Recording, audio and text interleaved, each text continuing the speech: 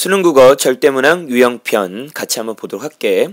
우선 기본적으로 이 동영상이 어떻게 진행될 거냐면 그 페이지 단위로 좀 쪼개서 들어갈 거야. 그래서 페이지를 제일 먼저 잘 확인한 다음에 하나하나 좀 확인해 주면 되고, 시간은 대략 한 10분에서 한 15분 사이가 될 거고, 수업만큼은 내가 자세하게 이야기해 줄 수는 없지만 그래도 수업 때 배웠던 내용들 거의 대부분을 최대한 지금 다 해줄 테니까 너희들은 하나하나 복습하면서 내 걸로 좀 만들어줬으면 좋겠다라는 거 이해됐지? 자, 들어가 볼게.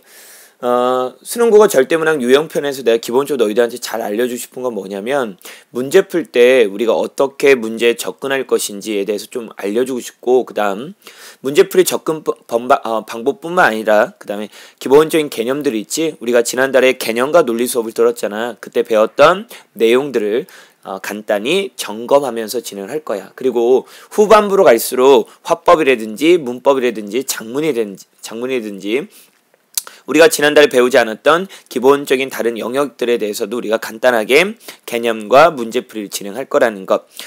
그야말로 기본 종합편 수업이라고 보시면 될 것 같아요. 됐죠? 자, 그럼 충분히 무슨 말인지 이해가 됐을 거고, 자, 이제 들어가 볼게.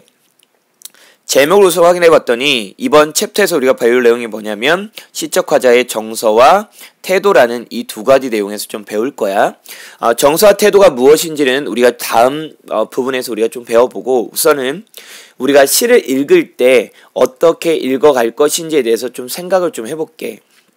우선은 개념 다지기 1을 통해서 시를 읽을 때 우리가 활용할 수 있는 기본적인 정보들에 대해서 우리가 확인을 해볼 거야. 그 정보들에 뭐가 있냐면 시의 제목이라는 게 있어요. 시의 제목. 물론 제목 자체가 너희들한테 많은 걸 알려주는 건 아니지만 그래도 제목은 기본적으로 이와 같은 특징을 갖고 있는 경우가 있어요. 시의 내용과 주제를 함축하고 있는 경우가 되게 많아. 그러다 보니까 제목을 읽는 습관을 갖는 자체가 시의 내용을 파악하는 실마리를 잡아갈 수 있는 아주 중요한 포인트가 될 수 있다는 걸 좀 생각해서 우리가 제목을 한 번 정도는 한번 공부를 할 필요성이 있는 거지. 제목은요, 거기 우리가 밑줄 친 것처럼 시의 내용과 주제를 함축하고 있는 경우가 있기 때문에 제목은 시의 내용과 주제를 파악하는 소중한 단서가 될 수 있다라는 것. 요런 측면에서 제목이 매우 중요하다는 걸 너희가 좀 알고 있으면 돼. 그러니까 독해를 할 때, 시를 읽을 때 제일 먼저 제목을 본다라는 건 독해 시작에 있어서 매우 중요하다는 걸 우리가 확인할 수가 있는 거지. 자, 그 다음 우리가 뭘 확인할 거냐면, 그러면 제목을 읽을 때 우리가 그러면 과연 어떤 내용을 알고 있다면 효과적일까? 그 내용을 한번 점검해 보자고. 자, 제목의 유형이라는 게 있어요. 이 유형을 좀 알고 있다면 내용 파악하는데 도움이 분명히 될 거라는 것.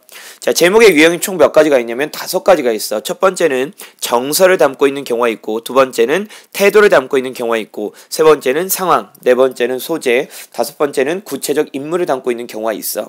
첫 번째 정서 같은 경우는 우리가 제목을 통해서 시 전체의 느낌을 잡을 수 있다는 얘기지. 예를 든다면 이용학의 그리움 같은 경우는 시의 내용을 읽었을 때 당연히 그리움과 관련된 느낌이 드러날 수 있을 수밖에 없는 거고, 향수 같은 경우는 그리움이라는 정서뿐만 아니라 바로 고향에 대한 그림이라는 대상과 느낌을 확인할 수 있다라는 것. 자, 이렇게 제목이 활용될 수 있다라는 거지. 그런 측면에서 제목이 독해의 실마리의 역할을 하고 있다라고 강조를 해주고 있는 거야.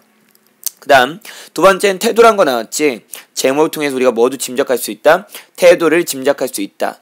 김상용의 나무를 창을 내게 쏘고 같은 경우는 의지적, 껍데기는 가라와 같은 말을 통해서 우리는 의지를 확인할 수 있다라는 것. 이런 식이야. 그 다음 상황도 우리가 확인할 수 있죠. 상황도.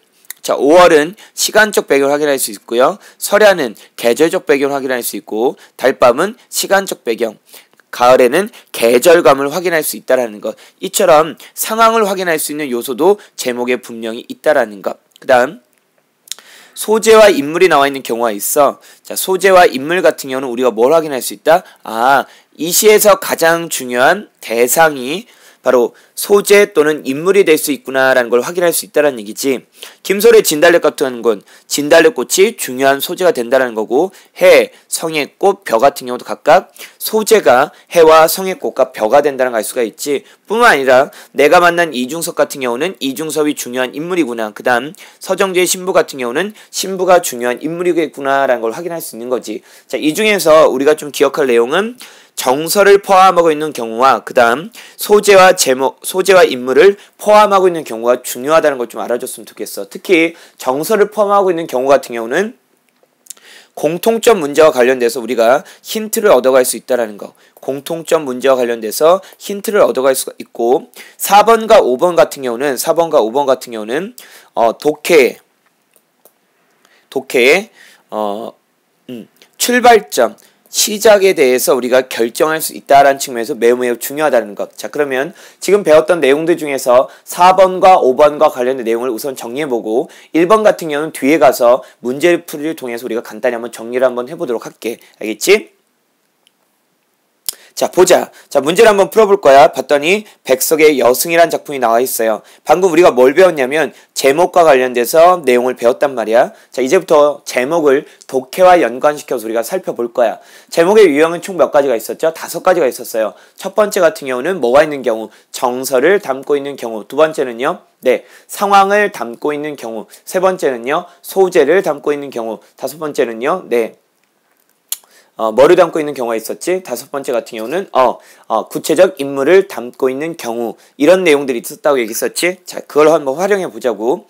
자, 봤더니 제목이 뭐라 나와 있니? 여승이라 나와 있지. 자, 여승이 나와 있으니까 당연히 뭐겠어? 구체적 인물을 담고 있는 경우겠죠. 구체적 인물을 담고 있는 경우는 이제부터 말을 좀 바꿔줄게. 이걸 뭐라고 얘기할 거냐면 대상 중심의 시라고 이야기를 할 거야. 자, 이 대상 중심의 시는 우리가 본격적으로 문제풀이 시간에 우리가 배우게 될 내용이고 우선은 이처럼 구체적 인물이나 소재와 같은 경우가 제목에 나와 있는 경우는 대상 중심의 시라고 얘기하는 거야. 자, 그러면 대상 중심의 시를 우리가 어떻게 응용할 것인가? 자, 이렇게 생각을 해주시면 돼요. 대상 중심의 시가 나와 있을 경우 1번 우선은 이 시의 대상은 누가 될 수밖에 없다? 여승이 될 수밖에 없다라는 걸 확인해 주시고 두 번째 2번 대상과 관련된 무엇을 파악하냐면 네, 상황을 파악하기 위해서 노력하셔야 돼요. 이 상황이 좋은 건지 또는 나쁜 건지를 확인해 주는 거야. 그게 1차적으로 대상 중심 시에서 매우 중요하다라는 것. 그럼 방금 배웠던 내용을 그대로 시에다 한번 적용해 보도록 할게요. 자, 보시면 여승은 오케이 뭐 나왔어? 대상 나왔죠. 제목과 연관성이 있네요. 네, 여승은 중요한 뭐가 되는 거야? 네, 인물이 되는 거죠. 합장하고 절을 했다. 이런 행동을 했대. 그 다음 가지치 내음새가 났다. 냄새 났대요. 네, 후각적이네요. 후각적. 쓸쓸한 낯이 옛날같이 늙었다. 오케이, 묶어줄래? 어디부터? 여기부터 여기까지. 자, 내용 읽어보시면 어때요? 인물이 겪고 있는 네, 처지가 나오고 있다는 걸 알 수 있지? 자, 이런 걸 뭐라고 한다? 네, 상황이라 얘기합니다. 상황이 나와있죠. 이제 판단해보죠. 상황이 긍정인가요? 부정인가요? 네. 자, 이와 같은 단서, 쓸쓸한 말을 통해서 또는 늙었다는 단어를 통해서 우리는 뭘 확인할 수 있다? 네. 상황이 부정적이라는 걸 확인할 수 있습니다. 그러면 여승은 부정적 상황에 처해 있는 인물이라는 걸 확인할 수 있죠. 그 다음, 나는, 네, 화자죠. 당연히. 불경처럼 서러워졌다. 뭐 나왔어요? 정서 나왔죠. 그러면 화자가 여승을 바라보면서 뭐 한 거야? 서러운 감정을 느끼고 있다. 이렇게 정리해도 크게 문제는 없겠죠. 그 다음 봤더니 평안도 어느 상깊은 금덩밤 나는 파리한 여인에게서 옥수수를 샀다. 여인은 나이 어린 딸 아이를 때리며 가을밤같이 차게 울었다. 자, 내용 보시면 네, 공간 나왔고요.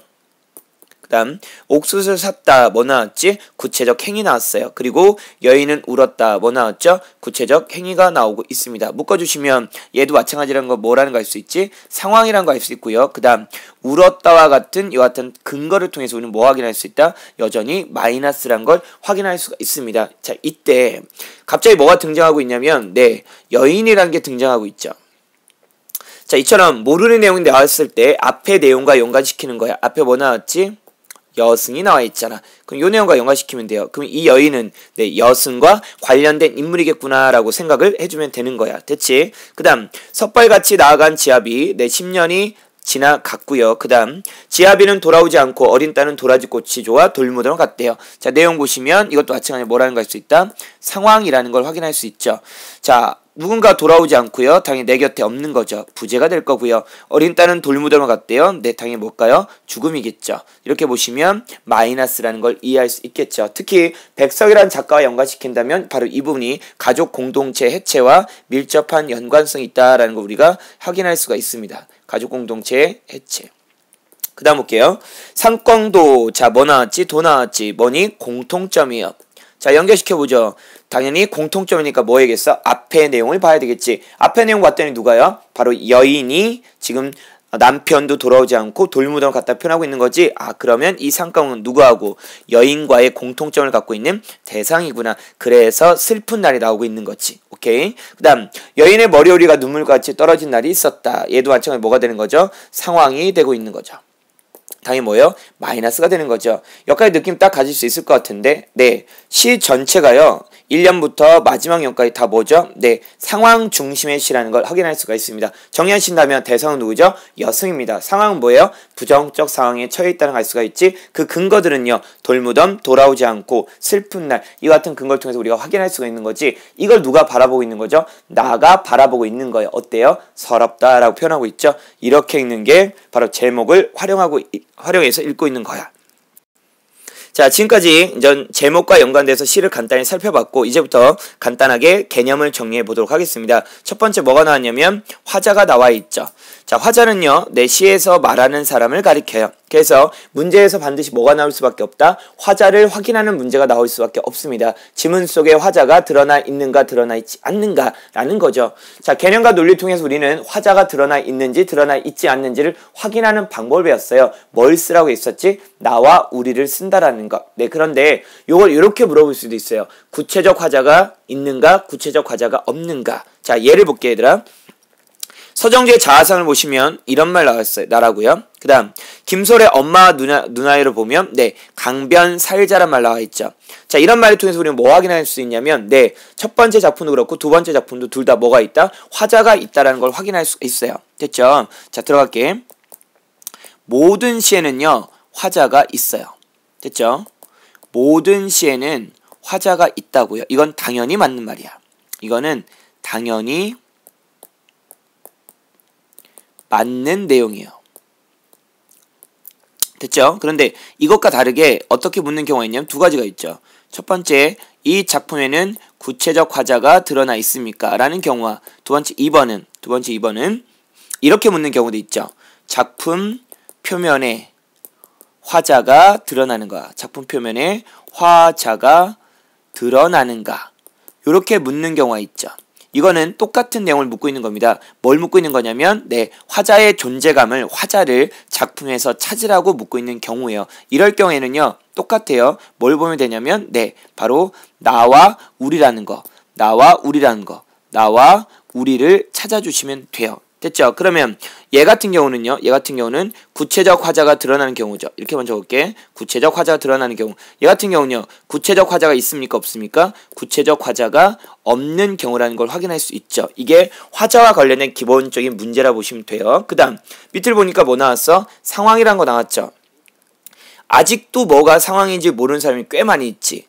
얘들아, 상황은 뭘 가리키냐면 시간, 그 다음에 공간, 그 다음에 심리. 말을 바꿔줄게. 바로 뭐냐면 바로 그 사람이 처해 있는 처지를 가리킵니다. 무슨 일을 겪고 있는지. 그럼 보면 창밖, 밤비, 육첩방 다 뭐야? 얘는 시간이고요. 얘와 얘는 뭐가 되는 거지? 공간이 되는 거지. 그럼 이 시에는 당연히 뭐가 있는 거야? 상황이 있는 거죠. 뿐만 아니라 시인이란 슬픈 천명 뭐 하고 있는 거야? 시인이 슬픈 운명에 처해 있다라는 뜻이겠지. 이게 뭐가 되는 거니? 바로 심리적 상황 또는 처지가 되는 거죠. 이렇게 상황에 대해서 여러분이 정리를 좀 하고 있어야 되고, 그 다음 내용 보시면 뭐 나왔어? 정서와 태도 나왔죠.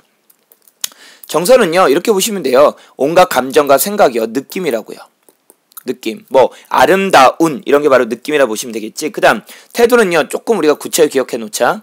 어떤 상황이나 대상에 대해서 자세와 대응 방식을 갖는 건데, 이때 이 자세와 대응 방식은 주로 해결하고자 하는 태도예요. 해결하고자 하는 모습, 해결하고자 하는 모습을 뭐라고 한다? 자세와 대응 방식을 얘기해요.